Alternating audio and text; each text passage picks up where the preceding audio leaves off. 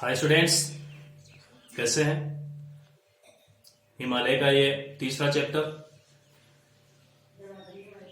इसके बाद हिमालय का चैप्टर पूरा हो जाएगा। हमने ट्रांस हिमालय, वृहद हिमालय पढ़ लिया, हिमालय की उत्पत्ति पढ़ ली। आज हम लघु हिमालय और शिवालिक को पढ़ेंगे तथा पूर्वोत्तर राज्य में जो छोटी छोटी पहाड़ियां हैं उन पहाड़ियों के बारे में देखेंगे। सबसे पहले हम लघु हिमालय की बात करते हैं। पढ़ रहे हैं, हेडिंग डाल लीजिए आप, लघु हिमालय। लघु हिमालय की 5 श्रेणियां प्रमुख है। श्रीनगर में आपको ये 2 श्रेणियां बटी हुई दिखाई दे रही हैं, जम्मू कश्मीर में। इनको बोला जाता है पीर पंजाल श्रेणी। ये कहलाती है दोनों पीर पंजाल श्रेणी।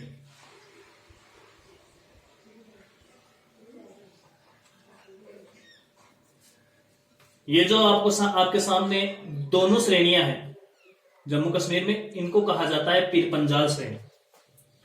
इसके बाद हिमाचल प्रदेश में जो श्रेणी है इसका नाम है धौलाधर। धौलाधर श्रेणी, पीर पंजाल, धौलाधर श्रेणी। धौलाधर के पास में ये जो आपको एक छोटी सी लाइन दिखाई दे रही है, 2 भागों में बटी हुई है, इस श्रेणी को कहते हैं मसूरी, जो उत्तराखंड में है, मसूरी श्रेणी। धौलाधर श्रेणी, मसूरी श्रेणी, पीर पंजाल, धौलाधर, मसूरी। इसके बाद में आप आ जाते हैं नेपाल में। नेपाल में लघु हिमालय की 2 श्रेणियां हैं प्रमुख। एक का नाम है महाभारत श्रेणी।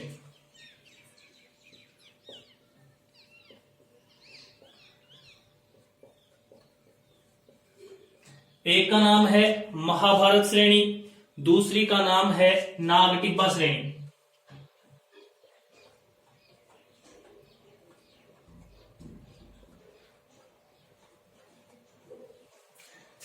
हिमालय से संबंधित ज्योग्राफी में ऐसी कोई चीज नहीं है जो मैंने छोड़ी है, आपके लिए बहुत ही फायदेमंद है ये। इसके बाद में लघु हिमालय पतला होता चला गया। तीनों पर्वत, वृहद हिमालय, लघु हिमालय और शिवालिक, तीनों एक जगह मिलते हुए से आ रहे हैं, इसलिए यहां से इसका थोड़ा सा अस्तित्व समाप्त हो गया है। आप जानते हैं मध्य में हिमालय चौड़ा है, दोनों किनारों पर सकड़ा है। हिमालय इस प्रकार से है, ये शिवालिक है, फिर ये लघु हिमालय है और इसके बाद में ये वृहद हिमालय है। इधर शिवालिक जिसकी ऊंचाई बहुत कम है, इधर मध्य हिमालय और ये है वृहद हिमालय। हिमालय के पूर्वोत्तर जो श्रेणियां हैं उनको अलग नामों से जाना जाता है, अलग अलग स्थानों पर अलग अलग नामों से जाना जाता है। लघु हिमालय शीतोष्ण कटिबंधीय क्षेत्र में आता है।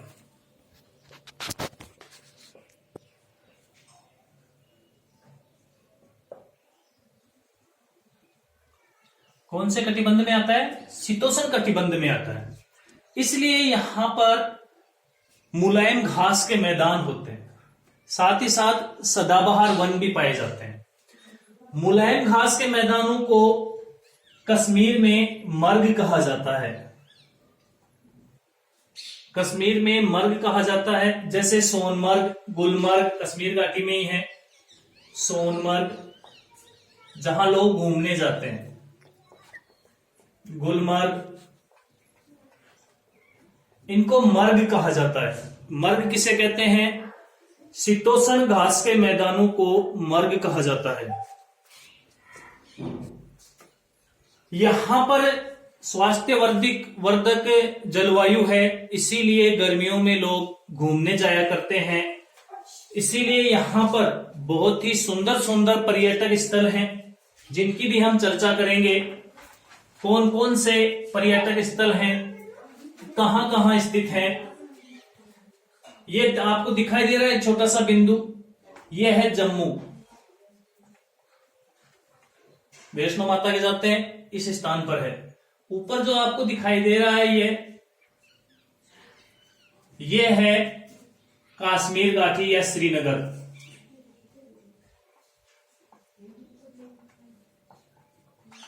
आप जानते हैं कश्मीर घाटी में घूमने के लिए श्रीनगर है। वुल्लर झील है, वुल्लर झील है, डल झील है, बहुत ही सुंदर झीलें हैं। जम्मू को श्रीनगर से जोड़ने के लिए यहां पीरपंजाल श्रेणी के बीच में एक दर्रा बना हुआ है। पीरपंजाल श्रेणी के बीच में जो दर्रा है उस दर्रे को कहा जाता है बेनिहाल दर्रा।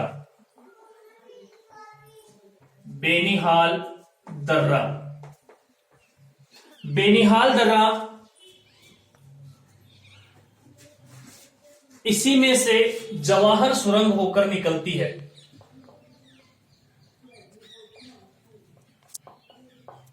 जवाहर सुरंग बेनिहाल दर्रे में से होकर निकलती है। इसके अंदर से एक चीज और होकर निकलती है, NH1 नेशनल हाईवे, राष्ट्रीय राजमार्ग संख्या 1, जो जम्मू को श्रीनगर से जोड़ती है, जो जम्मू को श्रीनगर से जोड़ती है। कश्मीर घाटी में सोनमर्ग, गुलमर्ग घूमने लायक स्थान है, जहां घास के बड़े बड़े मैदान है, मुलायम घास और लंबी लंबी शीतोष्ण कटिबंधीय घास पाई जाती है। कश्मीर घाटी में श्रीनगर है, वुल्लर झील है, डल झील है, ये सभी चीजें कश्मीर घाटी में है। अब बात करते हैं हम हिमाचल प्रदेश, धौलाधर, धौलाधर की बात करते हैं। हिमाचल प्रदेश, ये धौलाधर पर्वत श्रृंखला या श्रेणी है, इसमें यहां पर है शिमला। हिमाचल प्रदेश में यहां शिमला है। ऊपर जो आपके सामने घाटी दिखाई दे रही है, इस घाटी का नाम है कुल्लू कांगड़ा घाटी। कुल्लू कांगड़ा घाटी।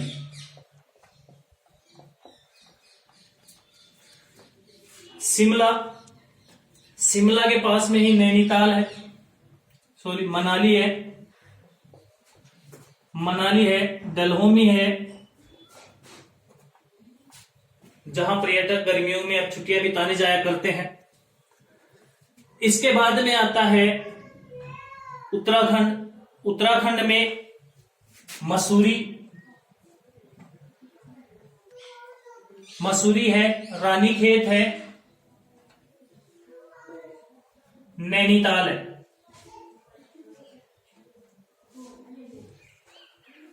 बहुत ही खूबसूरत जगह है यहाँ घूमने के लिए। क्यों है ये जगह यहाँ इतनी? क्योंकि यहाँ शीतोष्ण जलवायु पाई जाती है, जो स्वास्थ्य के लिए बहुत ही लाभदायक होती है। इसके बाद में हम बात करते हैं,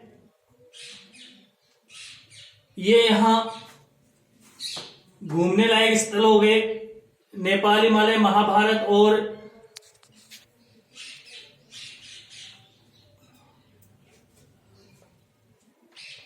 महाभारत श्रेणी।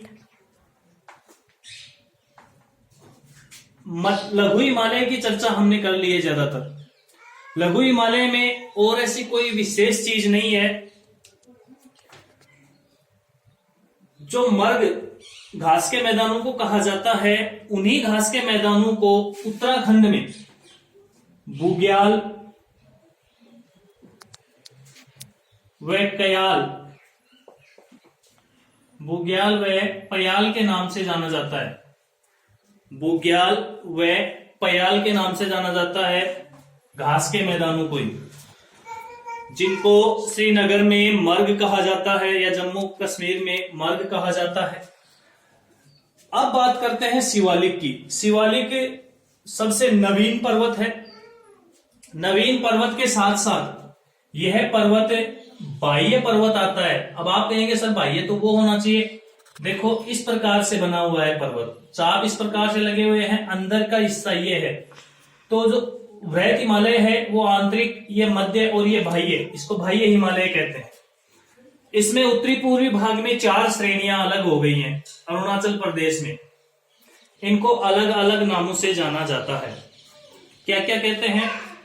इसका नाम है डफला। अलग अलग पहाड़ों को अलग अलग नाम से जाना जाता है। डफला, डफला के बाद में मिर्री, मिरी के बाद में अबोर, अबोर के बाद में मिसमी। मिसमी। यहां पर एक दर्रा है, जिस दर्रे का नाम है दिहंग दर्रा। दिहंग दर्रा मानसरोवर झील से एक नदी निकलकर जाती है, जो दिहंग दर्रे से प्रवेश कर असम में से होती हुई बांग्लादेश में प्रवेश कर गंगा नदी में मिल जाती है। इस नदी का नाम है ब्रह्मपुत्र नदी। दिहंग दर्रे के पास इसे दिहंग नदी के नाम से जाना जाता है। दिहंग दर्रे के पास इसे दिहंग नदी के नाम से जाना जाता है। दिहंग दर्रे के पास में वृहत हिमालय, लघु हिमालय और शिवालिक तीनों एक हो जाते हैं। इसके बाद में वृहत हिमालय बचता है, या हिमालय तीनों मिलकर एक साथ निकलते हैं। आप देख रहे हैं 2 शाखाएं निकल रही हैं हिमालय की। एक शाखा म्यांमार में जा रही है, जिसका नाम है अराकान योमा। म्यांमार में इसे अराकान योमा कहा जाता है। अराकान योमा, यही अराकान योमा नीचे निकलकर नए छोटे छोटे द्वीपों में अंडमान निकोबार द्वीप समूह के रूप में बाहर निकला हुआ है। अंदर की तरफ आप देख रहे हैं 4 अलग अलग राज्यों में पर्वत श्रेणियां हिमालय की निकली हुई हैं। ये हिमालय की पर्वत श्रेणियां ही हैं, ये हिमालय की निकली हुई हैं। यहां अरुणाचल प्रदेश में इस हिमालय की श्रेणी को पटकोई बूम कहा जाता है। पटकोई बूम कहा जाता है। नागालैंड में नगा पर्वत, नगा पहाड़ी कहा जाता है। नगा पहाड़ी। मणिपुर में इसका नाम है लेमाटोल। मणिपुर में इसका नाम है लेमाटोल। मिजोरम में मेजो पहाड़ी, मेजो पहाड़ी। ये 4 पहाड़ियां हिमालय की हैं, जो अलग अलग राज्यों में फैली हुई हैं।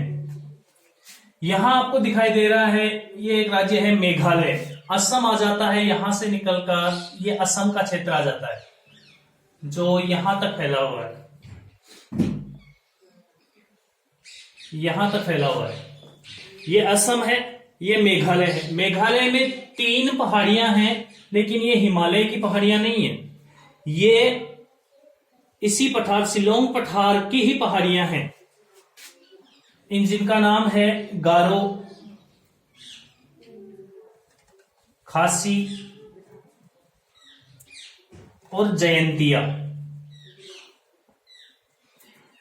गारो, खासी, जयंतिया, ये शिलोंग पठार की ही पहाड़ियां हैं, जो हिमालय, क्योंकि आप जानते हैं ये पठार, छोटा नागपुर का पठार है, वो इस प्रकार से निकला हुआ है, जो कहां जाता है, जिसमें से ये चोटियां निकली हुई है, पहाड़ियां बनी हुई हैं, गारो, खासी, जयंतिया। असम में 3 प्रमुख पहाड़ियां हैं, जो आपको नीचे दिखाई दे रही है। ये हिमालय का हिस्सा है, जिसका नाम है बराई, बराई पहाड़ी। बराई पहाड़ी के ऊपर मिकिर और रेंगमा, मिकिर और ये है रेंगमा। अधिक लंबा नहीं खींचना चाहूंगा इस चैप्टर को, लेकिन थोड़ी सी जानकारी इस चैप्टर की ओर है। एक भूगोल वेता हुए हैं सिडनी बुर्राड़। सिडनी बुर्राड़ ने हिमालय को नदियों के आधार पर अलग अलग भागों में विभाजित किया है। नदियों के आधार पर अलग अलग भागों में विभाजित किया है।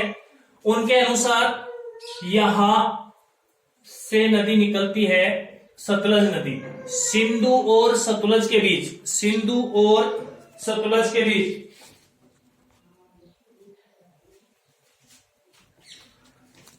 सिंधु और सतलज के बीच जो हिमालय पर्वत है, यहां से सतलज नदी जाती है, यहां से सिंधु नदी इसी में से निकलकर मानसरोवर झील से, यहां से सतलज नदी जाती है।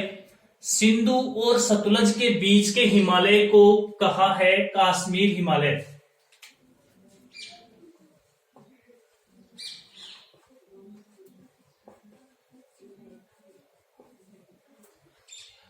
नाम है सिडनी बुर्राड़, सिडनी बुर्राड़। सिडनी बुर्राड़ ने नदियों के आधार पर इसे वितरित किया है। सतलज, सिंधु और सतलज के बीच के हिमालय को कश्मीर हिमालय कहा है। यहां से एक नदी निकल कर आती है,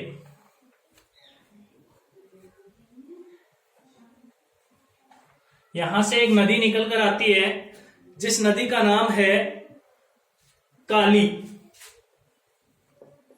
काली नदी। काली नदी और सिंधु नदी, सॉरी सतलज नदी, इनके बीच के हिमालय को नाम दिया है कुमाऊं हिमालय, कुमाऊं हिमालय। इसके बाद में सिक्किम के पास में से एक नदी निकल कर आती है तीस्ता नदी, तीस्ता नदी। काली नदी और तीस्ता नदी के बीच के हिमालय को, अब आप जानते हैं पूरा पूरा हिमालय नेपाल में है, तो इसका नाम दे दिया नेपाल हिमालय। और तीस्ता से लेकर दिहंग दर्रे यानी ब्रह्मपुत्र नदी तक, मैंने बताया था अभी थोड़ी देर पहले, ये कौन सी नदी है? ब्रह्मपुत्र, जो यहां दिहंग नदी के नाम से जानी जाती है। दिहंग नदी तक ये पूरा असम का क्षेत्र आता है, इसीलिए इस हिमालय को असम हिमालय के नाम से दिया गया, असम हिमालय। इस प्रकार सिडनी बुर्राग ने नदियों के आधार पर हिमालय को 4 भागों में बांटा। ये कश्मीरी हिमालय जो सतलज और सिंधु के बीच में है, सतलज और काली नदी के बीच का हिमालय जो जाना जाता है कुमाऊं हिमालय, काली और तीस्ता के बीच नेपाल हिमालय, तीस्ता और दिहंग के बीच का असम हिमालय के नाम से जाना जाता है। हिमालय से संबंधित कोई ऐसी जानकारी, मुख्य जानकारी नहीं रही जो मैंने आपको नहीं बताई है, इसीलिए थोड़ा सा लंबा वीडियो बन गया। 3 चैप्टर में ये पूरा हुआ है। अब मैं आपसे कुछ प्रश्न पूछूंगा इन्हीं हिमालय वाले वीडियो से संबंधित। मेरा पहला प्रश्न, भारत की सबसे ऊंची चोटी कौन सी है तथा किस पर्वत पर स्थित है? दूसरा क्वेश्चन, विश्व की सबसे ऊंची दूसरी चोटी का नाम बताइए। भारत की बात नहीं कर रहा हूं मैं, विश्व की बात कर रहा हूं। विश्व की सबसे ऊंची दूसरी चोटी का नाम बताइए। अगला प्रश्न, कैलाश हिमालय कहां स्थित है? कैलाश हिमालय कहां स्थित है? प्रश्न लिखते रहिए। भारत की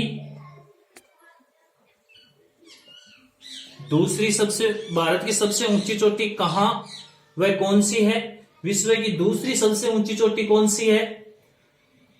कैलाश हिमालय कहां है? तथा अंतिम क्वेश्चन है मेरा,